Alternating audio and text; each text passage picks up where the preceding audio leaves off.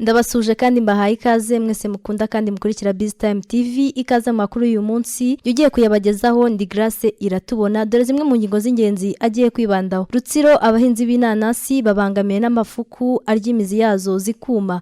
Burera, ingo zirenga 200 zegerejwe amazi meza. Hanze y'u Rwanda, Isiraheli yahakanye ibyiregwa na Afrika y'Epfo. Ikaze ku buryo burambuye. Abahinzi b'inanasi bo mu karere ka Rutsiro bagaragaje ko babangamiwe n'amafuka anyura mu butaka akarya imizi y'inanasi zikuma. Iki kibazo abahinzi b'inanasi bibumbiye muri koperative Humura Jyambere ihinga inanasi mu karere ka Gihango bakigaragarije abasenateri bari basuye aka karere muri gahunda yo kumenya imikorere y'amakoperative. Perezida wa koperative Humura Jyambere Nyirabushuri Patricie yavuze ko byabashimishije kuba abasenateri babasuye kuko babasabye kubakorera ubuvugizi. Vice Perezida w'inteko ishinga amategeko umutwe wa Sena Nyirasafari Esperance uri mu itsinda rya suya karere ka Rutsiro yavuze ko mu bufatanye bw'inzego bagomba kuganira bakareba uko ibyo bibazo byakemuka. Ni mu gihe kandi ingo zirenga 200 ziganjemo izo mu murenge wa Nemba mu karere ka Burera zegerejwe amazi meza, abazituye bahiga kugira isuku no gutandukana n'indwara z'umwanda bajyaga barwara kubera kuvoma no gukoresha amazi y'ibishanga adasukuye. Aya mazi aturuka ku miyoboro 8 n'ibigega bubakiwe mu mirenge itandukanye byatwaye amafaranga miliyari 1 na miliyoni 54 bibafasha kubona amazi meza bahabwa n'amavomero rusange ndetse bamwe batangira kuyakurura bayegereza mu ngo zabo. Abaturage bavuga ko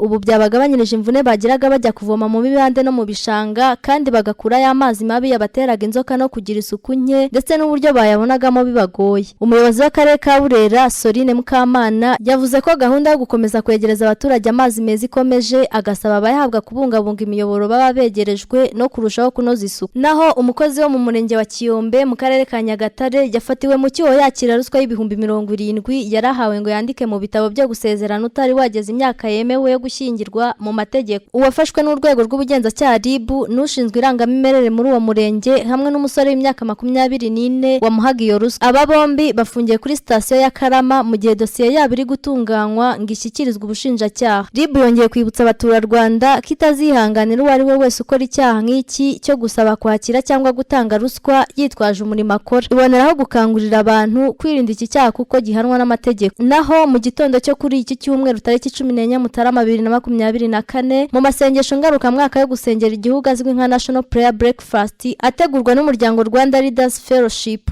Perezida Paul Kagame yagaragaje ko amahoro ari ngombwa ndetse buri wese yakeneye haba imbere mu gihugu ndetse n'uko u Rwanda rubana n'ibindi bihugu, akebura bikomanga mu gatuza bashaka kuyahungabanya. Ni ingingo umukuru w'igihugu yagarutseho ubwo yari mu masengesho ngaruka mwaka yo gusabira igihugu. Aya masengesho yari yitabiriwe n'abayobozi batandukanye mu nzego za leta, mu madini ndetse n'inshuti z'u Rwanda ziturutse hirya no hino. Naho hanze y'u Rwanda, Afrika y'Epfo yareze Isiraheli ko irimo gukora jenoside ku banyapalestina mu ntambara irimo kubera muri Gaza. Yongeyeho ko Isiraheli ifite umugambi wo gusenya Gaza kandi uwo mugambi ukaba uturuka hejuru mu bategetsi b'icyo gihugu. Afrika y'Epfo yasabye urukiko mpuzamahanga mpanabyaha gutegeka Isiraheli guhagarika ibitero byayo. Inkuru yatangajwe na BBC ivuga ko umunyamategeko uhagarariye leta ya Isiraheli Tal Beka yabwiye urukiko rwa ICJ ko igihugu cya Afrika y'Epfo cyavuze ibintu ko bitari na gato mu ntambara irimo kuba hagati ya Isiraheli na Palestine. Isiraheli yiregura muri urwo rubanza yavuze ko ibyo Afrika y'Epfo yayireze yabivuze uko bitari ndetse ibyishinjwa byose irabihakana yivuye inyuma kuko isanga nta shingiro bifite. Naho ishami ry'umuryango w'abibumbye ryita ku buzima OMS ryatangaje ko malaria yacitse burundu mu gihugu cya Cape Verde, kikaba igihugu cya gatatu kigeze kuri iyi ntambwe muri Afrika. Minisitiri w'intebe wa Cape Verde yatangaje ko iki gihugu gifite ubukungu bushingiye ku bukerarugendo, kuba kitarangwamo malaria ari intambwe izatuma abagisura barushaho kwiyongera. African News yanditse ko iyi ntambwe yatewe na Cape Verde yatumye iki gihugu kiba icya gatatu cya Afrika gitangajwe na OMS ko kitarangwamo malaria nyuma ya Algeria n'ibirwa bya Maurice. OMS igaragaza ko Afrika ari izahazwa cyane na malaria ugereranyije n'imigabane itandukanye.